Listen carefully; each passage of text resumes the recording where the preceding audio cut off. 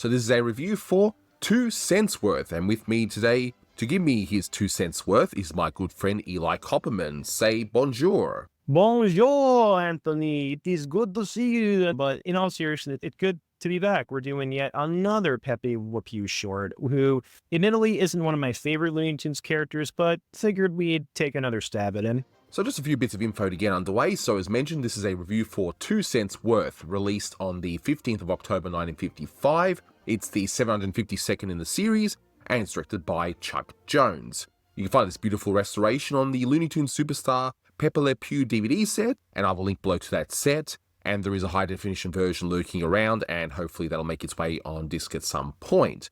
It is under copyright. You'll not find this on YouTube unless Warner Brothers themselves choose to upload it. But in case you haven't seen this one, we are in a village close to a mountain where this crook ends up getting Fifi, painting her like a skunk and using her to rob the bank.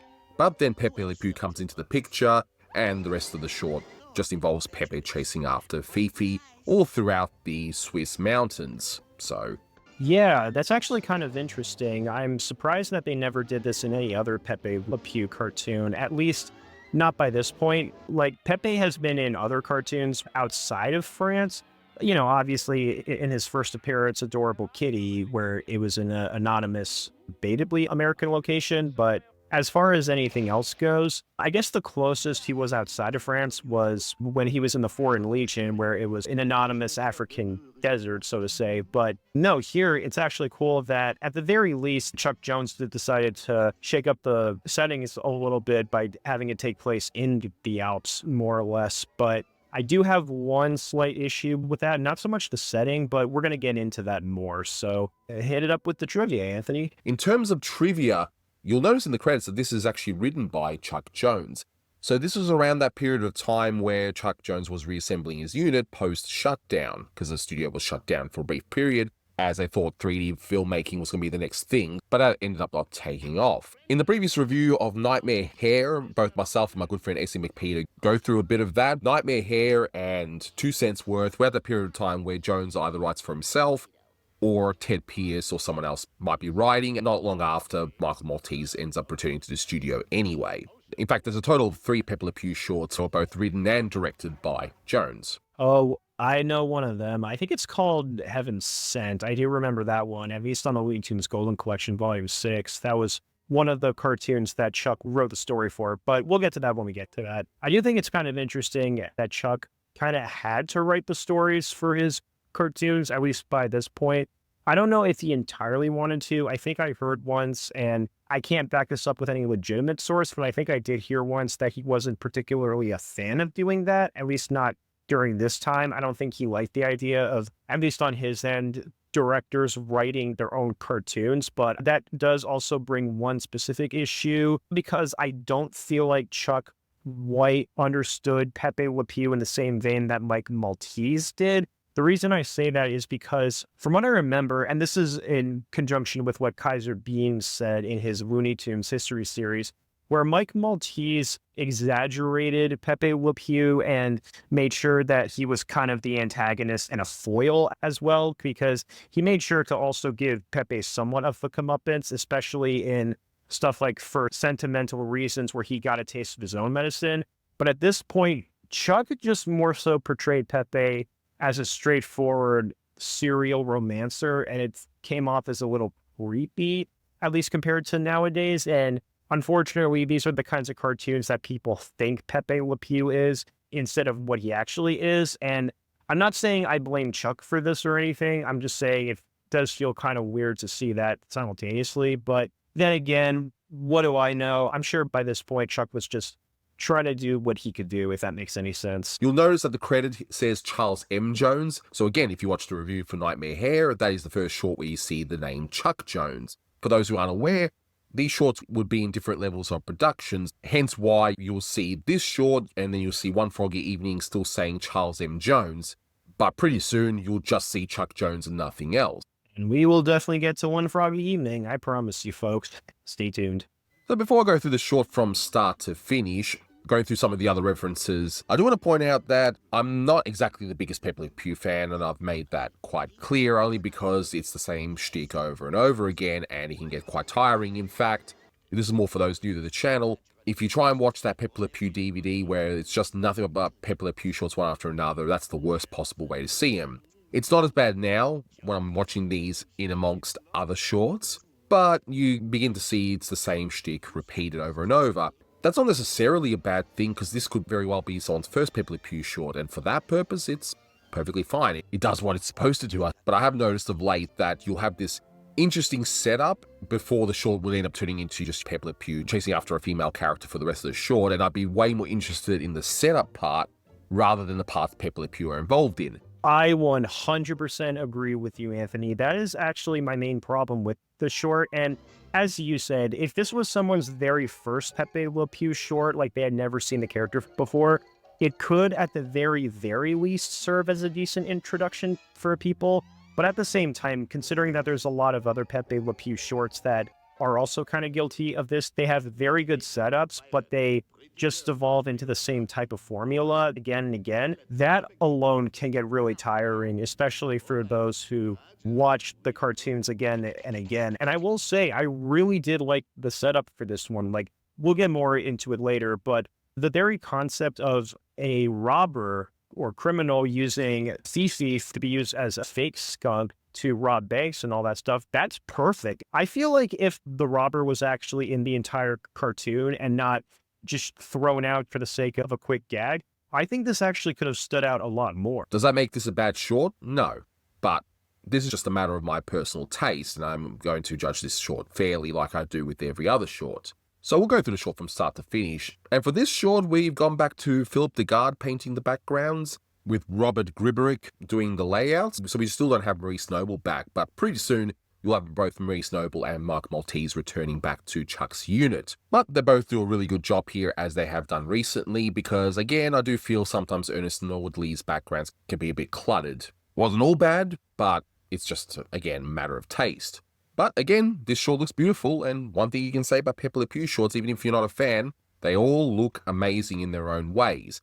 Be it in the beginning part, where we see this wonderful village, all the way up to the mountains in the last part of the short. Absolutely. I definitely agree there. And if people do enjoy Chuck Jones's cartoons for the style alone, then it makes sense that there are other artists that they would praise beyond Maurice Noble. And Robert Gribbroek is definitely one of them. He worked with Chuck before the 50s and in the 40s and all that stuff. But even beyond that, considering that Philip Degarde by this point was Chuck Jones's primary background artist, specifically painting the backgrounds, then even beyond the layouts and everything, I think he was able to keep Chuck's vision intact, even if Noble wasn't there yet. Because by this point in time, they had gone full-blown representational, albeit in a stylized, cartoony fashion in terms of depicting France. And I think Gribbroek's layouts definitely helmed themselves within the dynamic angles that Chuck liked to experiment with, especially when it came to slapstick shenanigans. So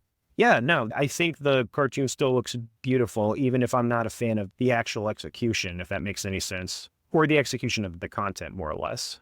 So naturally, the whole beginning of the short, as with a lot of Pépe Le Pew shorts, you're going to have those French puns, although Jones does change it up a little bit in the beginnings, where you or I could have figured out Les Alps Francois, which is ridiculous in itself, but we would know that's the French Alps. But I like the fact he has to spell it out for us, which, you know, I guess that's the joke there, which gave me a chuckle, I'll admit, along with Le Petit Village of Nasty Pass. So Nasty Pass. I wonder what gave this village that kind of a name. No idea. Probably some French drunkard who had way too many bottles of Chardonnay, but what do you expect from a bunch of cartoonists who, at this point, were just making dad jokes in lieu of French puns? In any case, we descend on the village. We got more of a play on the French language here. I do like the lobster and sea hors d'oeuvres. So hors d'oeuvres, sea hors d'oeuvres. Ha ha.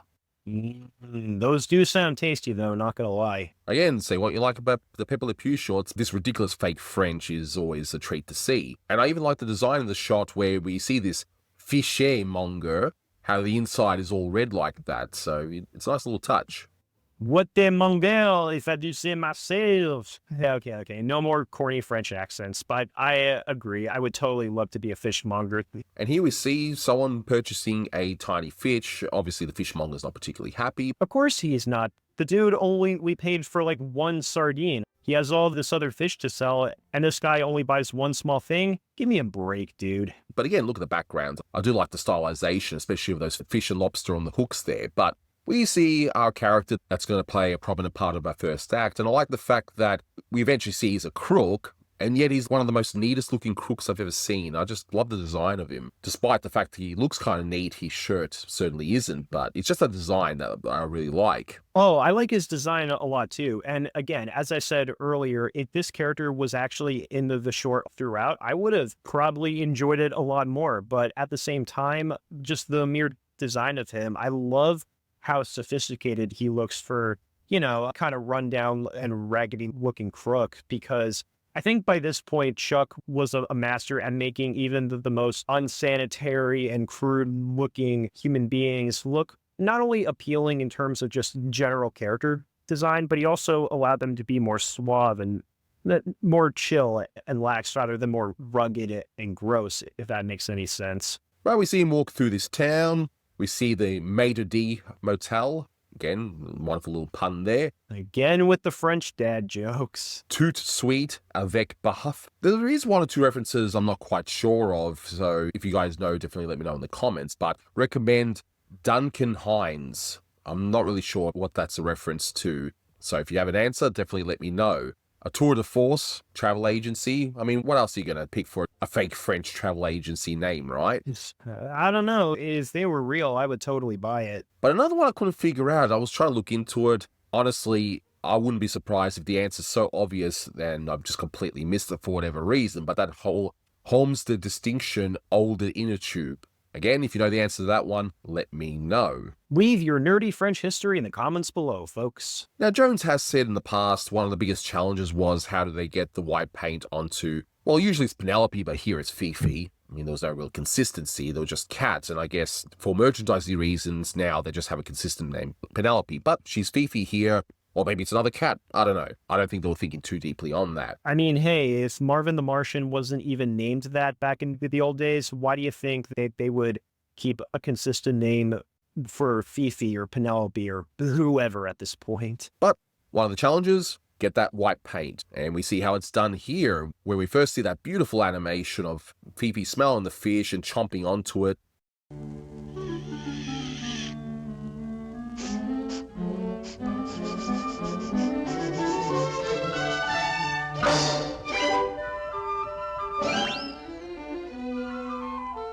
And our crook ends up painting a white stripe, and you can already see what's going to happen, right? Actually, no, I really don't know what's going to happen. Not at all. Not in any way, shape, or form. I really can't figure out what's going to happen next. I wonder what that writing is on the wall there, because this looks like a really run-down place here.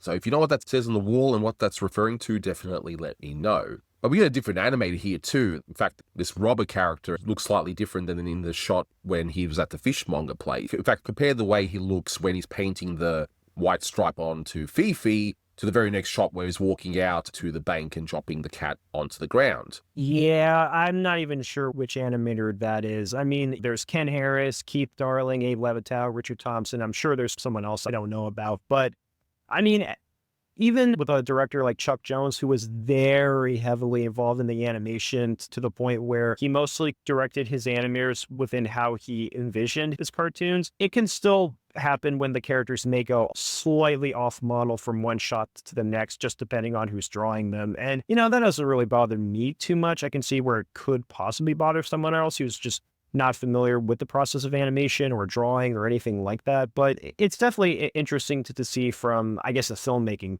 point of view. So she's in the bank, and we can see in the background bonds their defense. I'm not sure if France had defense bonds or anything of that nature. I know in the US they did. In fact, not long before this short was released, you still had the Korean War going on, so maybe this is a reference to some of that. And I know defense bonds were still a thing around this time anyway. I mean, I'm an American, and even I don't know if bonds continued after World War II, let alone in France, so someone's going to have to correct me on that. And I like that brief shot where we see the first person yelling out. We see Thaler in the back again. Just get a kick out of that. Un skunk de piu! Un polecat! Le yelp! Le hell! But everyone's terrifying, saying, "Le polecat, le help," and everyone's running out. And I love slow-moing that really crude-looking shot of all those characters just running out from the bank. I'm not saying crude as in it's bad, but I just like the crude-looking faces of characters which are only designed to be there just for a split second anyway. It does the job, and that's completely fine. And at least in terms of like run cycles or, a crowd running away, you can get away with really crude-looking characters because you don't have to worry about cleaning them up too much, if that makes any sense. You just got to focus on the action and the speed and velocity and just let them go by at their own natural speed. So, it gets the job done. And I just love that calm, cool, and collected look of this robber where he goes inside and he collects the money. And we very briefly hear we're in the money. The composer of this short, Milt Franklin, wouldn't use many musical cues or musical puns like Carl Starling did. In fact, even Carl Starling, around this time before his retirement, would use less musical puns. It is funny you mentioned that. I know Chuck Jones didn't really like Carl Stalling's constant choices of using already existing scores, but considering that Franklin had worked at the Warner Brothers studio almost, if not entirely, as long as Carl Stalling, I would really like to know what Chuck Jones himself thought of Milt Franklin's work. I don't know too much about that, but I'm sure someone could probably back us up in the comments or something. Part of that might just be due to royalty payments having used the song, although they do like to use "We're in the Money" a lot, and they do it here. You hear it for a very, very brief moment. But the robber thinks, hey, the job is well done, and he encounters Pépe, who he mistakes for Fifi.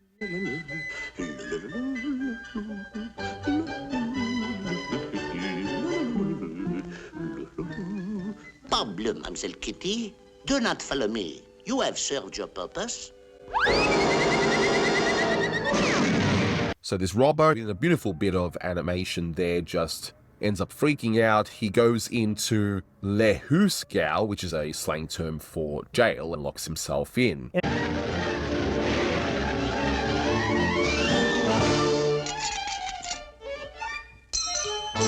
And there concludes his character arc. No, but in all seriousness, I think that this is kind of the indicator of when the short kind of goes downhill, at least on my end. I'm not saying that the short is automatically bad because of this. I'm just saying that given his exit from the short, more or less by this point, the short more or less devolves into what we expect from Pépe, then it does get kind of repetitive, rudimentary, and routine at this point in time. But I'm sure you can back me up on that, Anthony. So I mentioned before, I always prefer the setups of the Pépe Le Pew shorts. I always find them more funnier before you get into the whole Pépe shtick. I would have liked seeing a whole short based around this idea of this one robber using a cat to rob things by making her a skunk or something. I think that would have been a bit more entertaining, but then Jones goes back to what's worked prior. I mean, if the theatre goers were engaged in the whole Pépe shtick on the earlier shorts, why not continue it here? And that's exactly what Jones does. I'm not saying he's done anything wrong here, it's just a personal preference. I would have preferred if he continued with that robber idea, because we don't see him again for the rest of the short. It's now just Pépe and Fifi. Yeah, maybe just a series of gags revolving around the robber helps. Maybe he could continue doing his routine robberies with Penelope/Fifi, but Pépe keeps interfering, and then by the end, the robber just snaps. But I think at the same time, and I will cut Chuck Jones some slack in this regard, because I don't entirely blame him for doing this. Like, never mind that was probably the audience expectation at the time period, especially since this was just before the Bugs Bunny show. I feel like, given that Chuck probably had to meet a quota by the time he was reassembling his unit, he was probably scrambling to think of what kinds of concepts to do in terms of trying to fill out a quota. So I totally understand if he just wanted to go with the standard route just to meet a deadline. That I completely understand. But yeah, as you said, that idea with the robber probably would have made a better short. But again, not blaming Chuck for that. So Fifi leaves at the bank. Naturally, she's saying "le meow," because why not? We're in France after all. Pépe spots her, and you get the usual shtick that you see in every Pépe short where he introduces himself as Pépe, and yeah, she's not having any of it, because, well, we all know why. But I love the animation of Fifi here, taken aback at the whole thing, because of course he stinks, and he's completely obnoxious, and all that usual stuff. So again, even if you're not a fan of the Pépe shorts, there's still some interesting things to see animation-wise. But permit me to introduce you myself. I am Pépe Le Pew, your lover.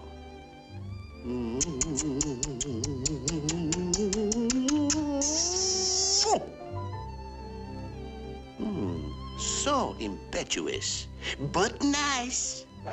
In fact, just before she runs away, when Pépe is holding onto her tail, you can even see multiple legs.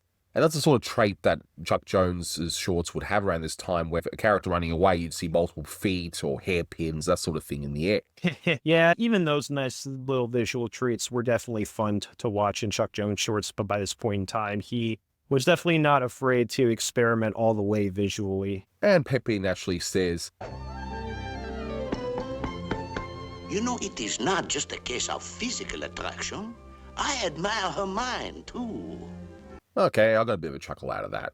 So the chase now begins as we go up the mountain and Fifi accidentally switches on the ski lift. But determined as ever, Pépe ends up jumping on and ends up entering the ski lift. Now, okay, this bit definitely gave me a bit of a chuckle where you've got Pépe with that ridiculously oversized ticket inspector hat saying, Hello, chérie. All is fair in love and war, eh, darling? ha ha.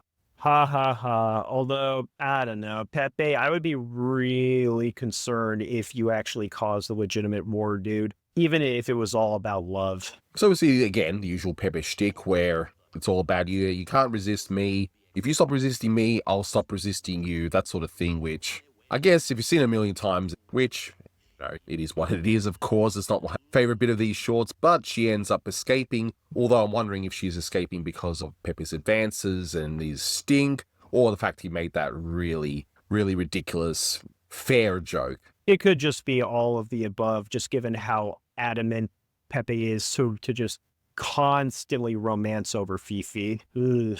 She ends up escaping onto the rope, and I like that little bit of animation of her slinking onto the rope there that's holding onto that ski lift. And we're now in the mountains, and we've got lots of snow here. And again, I'll give Chuck credit, at least, even though the Pépe Le Pew shorts are mostly the same in terms of the actual Pépe shtick, where he goes after the girl and so on, at least he does vary things up a bit. And here, well, we're in the mountains now. Of course, we've got to see Led jump to ski, because what else, right? But I have to say, I'm loving the layouts of this short as well, just showing how big this mountain is and also showing how big the ski ramp is as well. It's done really well. Yeah, as I hinted out earlier, Robert Gribbroek was definitely not one to hide away from dynamic layouts. And, you know, if there is anything to praise the short for outside of its setup, it's that the backgrounds are not only fun to watch, but, you know, Chuck, his animators and all that, they do take full advantage of those Swiss Alps. And, you know, there are some really fun chase scenes. I don't know, seeing it in this content, it's same old, but it's got some thrills here and there. And yes, this made me chuckle as well, that ridiculous oversized costume that Pépe Le Pew's wearing. I'm not sure exactly which village would wear that kind of headgear, but it's your typical mountain guide, I suppose, from one of the villages in the Alps. I would assume he bought it, but then I'd also probably assume he just scared all the mountain gear people away, given how bad his scent truly is. So maybe he just took it a run. Who knows? And of course he's going to say, I am your guide to love, no? Together we shall explore the heights of delight. The conquest of Everest will pale into insignificance. ha ha. He does mention the conquest of Everest pales insignificance to all this, and that would be likely a reference to the fact that Mount Everest was finally climbed around this time. I mean, people certainly have known of Everest's existence, but with the mountain being so high, climbing it was and still is, of course, very treacherous. So once again, Fifi escapes Pépe's arms and she goes down that ski ramp. And again, I'm also loving the background as well. Those trees are just pretty much spirals, just colored in. And we get a gag that I felt went a little bit too long where Pépe says, Navigator to pilot. Pretty girl at 3 o'clock. Over. Pilot to navigator. So that goes on for a while, and Pépe ends up smashing into a tree, which I gotta admit, I didn't expect. I did like that little bit of a twist there. Over. Roger. We'll go. I pierce you with the eck of love, flower pot.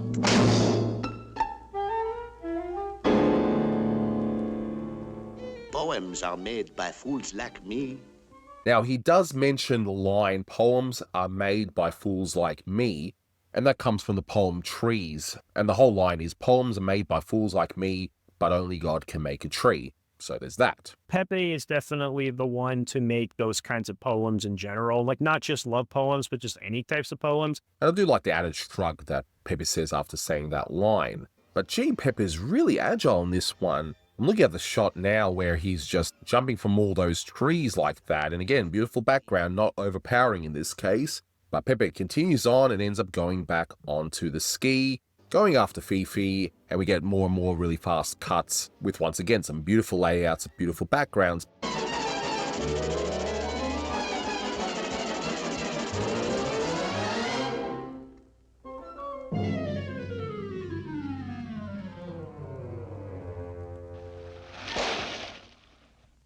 Darling, how good of you to wait for me. And he happens to have a parachute. Where did the parachute come from? I don't know. He got it from the Cartoon Logic Factory, which closed down last week. Last joke there, folks. I'm tired. But he does say a true gentleman must be prepared for anything, which, to be fair, that's a fair enough statement. But honestly, it just kind of ends. Although I couldn't tell you how I would have ended this one, because again, I would have focused more on the idea of this robber trying to use Fifi to rob banks or something. Maybe that idea could be done further where Pépe gets into the picture and there's this whole mix-up of having a real skunk and you got Pépe as a cat and so on. So I think that idea would have been way more interesting than this. Sometimes these cartoons would just stop on a random gag or so because, well, in some cases, the writers or the directors just felt like, okay, that's a good point to wrap up. We just want to make the audience laugh. But then in other cases, and I don't usually like to say this about filmmakers and stuff, but it does kind of make me wonder if they really couldn't think of any other way to end it. So they just said, screw it. Yeah, I don't really like that the cartoon just stops. Like, never mind its initial really good setup and then the typical stuff, but it doesn't even have the goal to have a decent punchline. It's like, come on, you know? But like I said, if my alleged theory is right that Chuck just wanted to get this one out of the way, given that he was reassembling his unit, I can respect that. I'm not going to hold it against him entirely. Look, again, I'm not the biggest fan of Pépe, as I already mentioned, but I really can't be too harsh with this one because it does what it sets out to do. It entertains. And if this was someone's first Pépe short, it wouldn't necessarily be a bad one. It pretty much says all you need to know about the character and what it's all about. And I laughed a lot at this. There was, of course, you got all the French puns, and some of the gags are genuinely funny, and just the ridiculousness of Pépe in certain shots. Yeah, I share the same sentiments. I mean, I can't be too harsh on this short, given that it was assembled during the Village Point post-shutdown, so I'm not going to be too harsh on it in that regard, but at the same time, I know that they could have done a lot better with that setup and all, but even then, there are definitely worse cartoons out there. This one didn't do anything, like, genuinely frustrating, in my honest opinion. It just kind of exists in that regard, and given that I'm not the biggest Pepe Le Pew fan, heck, I don't even think I'm a fan of the Pepe Le Pew cartoons at all, but even in that regard, I can't really fault it for what it set out to do, because it did what it at least advertised, and at the end of the day, that's certainly not a crime. And yeah, the French dad puns do make up for it a tiny bit, as well as the dynamic layouts and all that stuff. Will this be a go-to short for me? Not really. In fact, I'd only seen it once in the Pépe Le Pew set, and I'd honestly forgotten about it. But watching it again, in its beautiful high-definition print, I'd say 7 out of 10 is about fair. It's not a bad short, just one I perhaps didn't connect too much with. Yeah, I'm going to give it a generous 6 out of 10. The setup was really promising and could have made for a much better short, but at the same time, as I said before, it doesn't do anything genuinely terrible or like even borderline offensive or anything. It's pretty average as far as Pepe Le Pew cartoons go, but it's not irritating by any stretch of the word, and I think for that alone it did its job okay. Am I going to remember it anytime soon? Probably not, but there's definitely worse cartoons out there for sure, and we're going to have to get to those eventually. But that will do it for this one. Thank you so much for watching, guys, and until next time, take care. Au revoir, see you next time. You're timid.